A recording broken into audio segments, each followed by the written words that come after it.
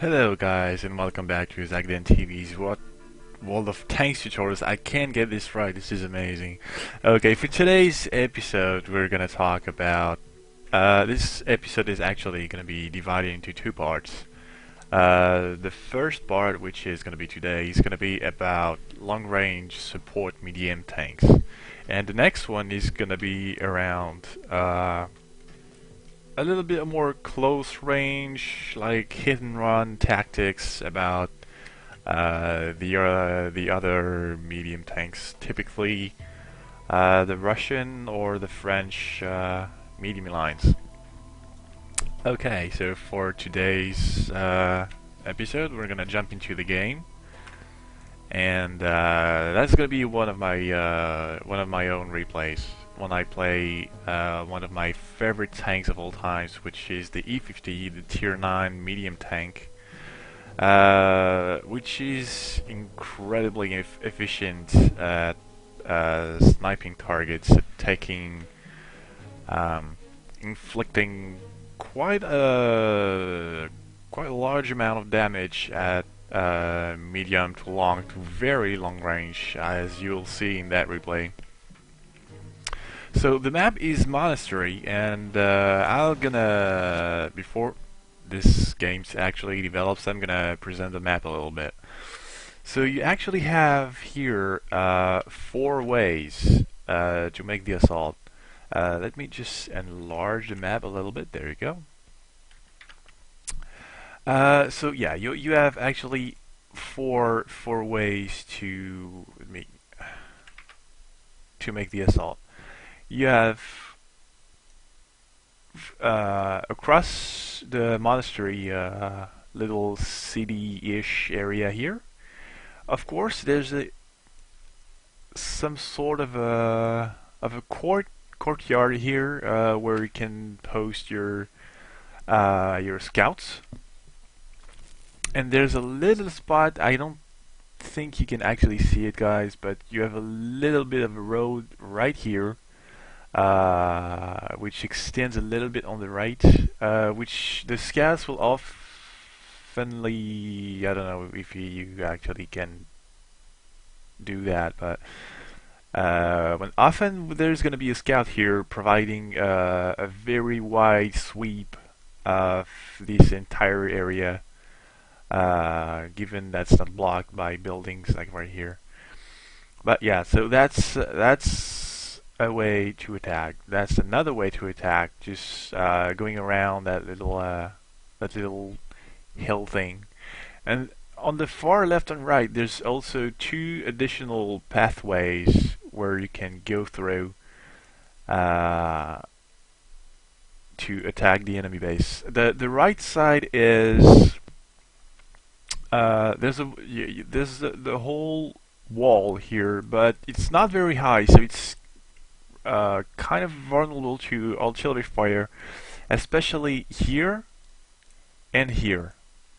These 2 areas are extremely vulnerable to artillery fire, given the enemy already is around here, around this area, so they can actually fire down here and the friendly area. But I actually inverted it, but that still works.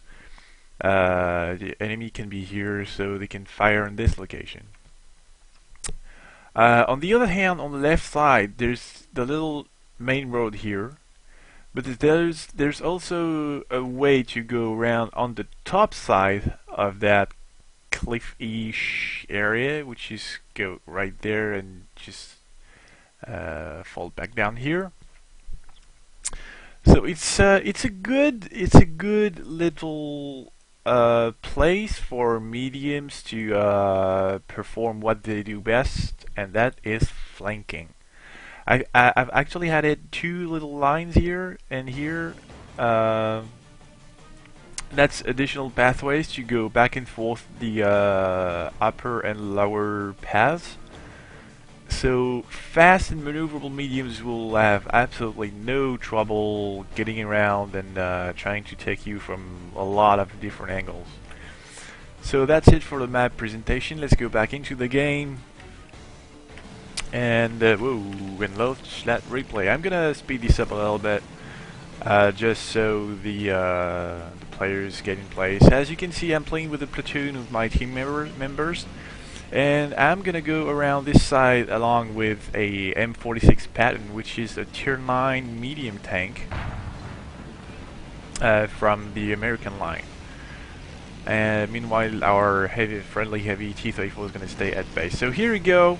We get on the hill area, and as you can see, there is already people inside the monastery courtyard, and I'm gonna focus on. So that's not good. Because this is a sniper tank. So as a sniper tank, what you want is to remain concealed as much as humanly possible, not to reveal your position, so you can surprise your opponent and take him down as quickly as possible.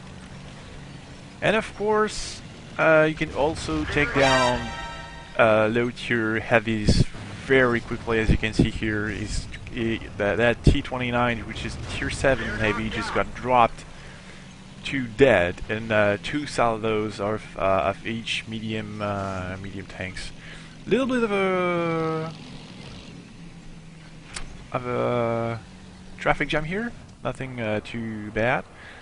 So trying to work out that T-54, but that doesn't work really good because that guy is very aware I'm here, so I'm not actually doing my job properly. But you'll eventually get down. So as you can see, our heavies in base looks like they don't have a very good time here, because you can see there's one scout here about to take out one of our friendly yardies, and the second one is pretty much having a pretty good time too, just zooming around and soon to take on another yardy. So that's not good. Actually, I think we should have backed out and try to defend more efficiently, but I didn't. So one of our medium, the Patton, just goes back to base as quickly as he can to dispose of those little pesky little light tanks. Meanwhile, I stay on the hill, trying to fail my shots as often as I can. So one of our already indeed got killed, but the second one didn't. And meanwhile, we have IS-3 going into the base. I try to see what I can do, trying to inflict pain, and that's when you go, oh shit! When you encounter a very beefy, meaty, solid tank destroyer, and you have to take it down on your own. So that's one way to go around. See what I just did there? Actually, I'm gonna go back a little bit just to show you how to outmaneuver. I'm actually slow down. How to outmaneuver a non-turreted tank destroyer such as the Ferdinand.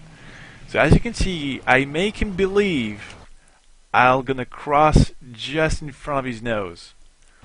But as I move up, I target his tracks, shoot him down, and immediately go back up just to get out of his gun range. And then now I have free reign to just track him to death, essentially. And that's what I'm doing here. His tracks cannot move, and 2 salvos and he's down. And as you can see, in a couple seconds here, yeah, he's not really happy about it, is he? So again, try to inflict as much pain as I can. So far, 2100 damage. That's not too bad.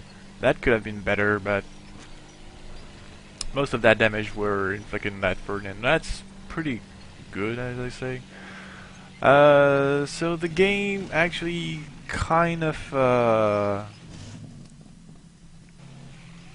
stalemate as it is now, because no one in the teams wants to actually commit, and that's exactly what I need. That's why scouts are important, because I can have long-range shots just based on the information I'm getting. So there's our little T-54 medium tank, which has been a pain in my ass the entire game.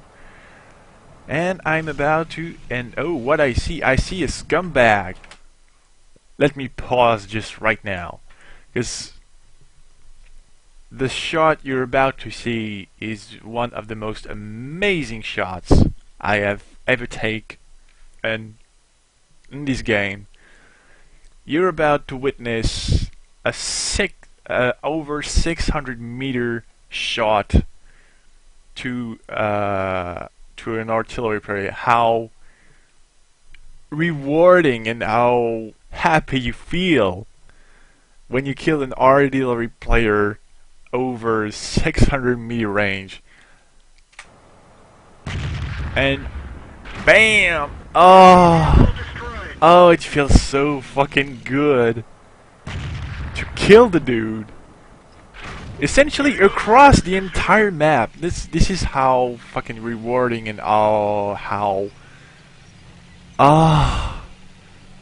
it feels so good.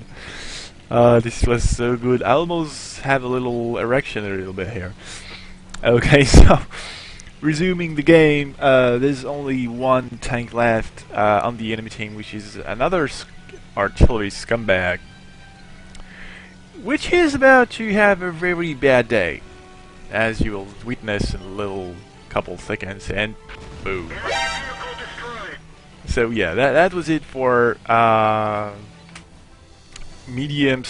long-range support tanks. You could go close range, but I wouldn't really recommend it, because that tank isn't really suited for close range combat. As you can see here on my tank's stats right here, the armor isn't that good for close range combat. It has the mobility to actually perform pretty well, but you won't be dodging, you won't be bouncing as much shell as you would like to. So I wouldn't recommend to go frontline with that kind of tank. You want to remain, at the very least, you want to be behind the front lines, but not too far. I'd say a medium range-ish kind of thing. You don't want to be too far back not to be able to shoot people, but you don't want to be too frontline to attract more enemy shells that you would like to. So there you go. That's it for the long-range medium support tanks. And as I said before at the start of the video, next episode will be more about close to medium range hit and running tactics medium tanks, which is more of like American, Russian, kind of French tank type things. Okay, so thanks for watching, and as always, subscribe to the YouTube channel. You can also check the Twitter and the Twitch page, so you can actually follow here too. And if you miss, if you're missing information about the game itself, or if you want to add some more information on that, I would strongly suggest to go check the Wikipedia for World of Tanks, which has tremendous amounts of useful information, and you can check it out at wotwiki. I don't remember what was the extension, but I'm sure you guys can Google it out and find out what page it is. So again, thanks for watching, and I'll be seeing you for episode 4-2 part 2, fully close to medium range support, medium tanks. See you around later, and have fun with the game, guys.